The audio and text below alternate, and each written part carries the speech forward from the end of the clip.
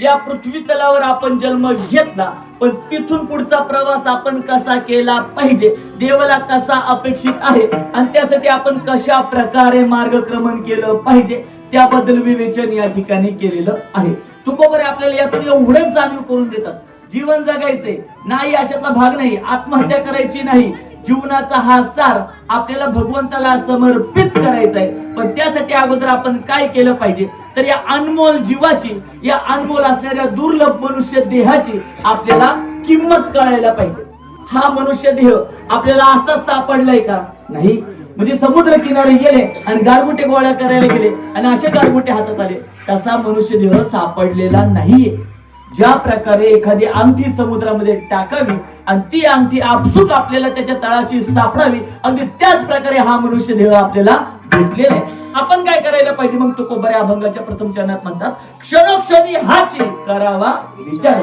प्रत्येक क्षणाला एकच विचार करा, तो म्हणजे कोणता? की हा भवसागर आपल्याला तरुण जायचंय. बऱ्याच पैकी लोकांना माहितीच नाही की आम्ही या पृथ्वी तलावर का जन्माला आलो आणि मेल्यानंतर आपली अवस्था काय होणार आहे. त्यामुळे लोकांना प्रश्नच माहिती नाही, तर उत्तर शोधायला जाणार नाही ते. पण त्या प्रश्नाची जाणीव करण्याकरिता हा धर्म मंडप उभारणं, या कीर्तनामध्ये येणं आणि या अध्यात्माला साथ घालणं गरजेचं आहे.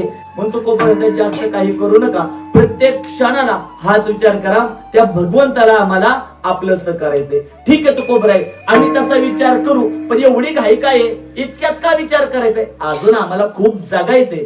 काय काय जण म्हणतात आमचं आता 30 वय, अजून 70 वर्ष आम्हाला काय धक्का नाही. काय काय आमचं आता 60 वर्ष, अजून 40 वर्ष काही येऊन देऊ आम्हाला न्यायला येत नाही. त्यामुळं आपण देवाची भक्ती भविष्यावर ढकलतो. तसं न करता तुकोबराय सांगतात, कोणत्याही क्षणाला तुमच्या या शरीराचा काय होणार आहे? नाश होणार आहे. बरं ठीक आहे तुकोबराय, तुम्ही असं म्हणता, पण तुमच्या बोलण्यात तथ्य काय आहे? सत्यच बोलते हे कशावरून? तुकोबराय म्हणले, एकदा आपल्या शरीराकडे बघा. आपण आपल्या शरीराकडे पाहिल्यानंतर आपल्याला जाणीव होईल की हे शरीर प्रत्येक क्षणाला काय होत चाललंय?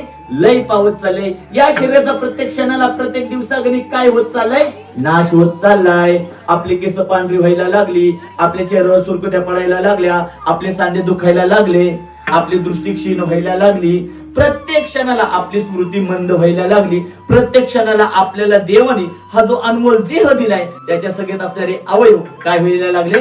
लयास जायला लागले. तुकोबराय आम्हाला कळालं, प्रत्येक क्षणाला देवाचं नामस्मरण केलं पाहिजे. आम्हाला कळालं या शरीराचा आज न उद्या अंत निश्चित ठरलेला आहे, कधीही अंत होऊ शकतो. पण तुकोबराय आता आम्हाला असा एखादा मार्ग सांगा की ज्यामुळे या शरीरामध्ये येऊन जीवात्म्याचा उद्धार आम्ही करू शकतो. तुकोबराय म्हणले, आपण आपल्या बळावर त्या भगवंताला प्राप्त करू शकतो, इतका देवाचा परमार्थ सोपा नाहीये. त्यासाठी काय करावं लागेल? तर आपल्यावर कोणत्या तरी संतांची कृपा व्हावी लागल. पण संतांची कृपा कोणत्या गोठ्यात असते का? कोणत्या वावरात असते का? कोणत्या विहिरीत असते का?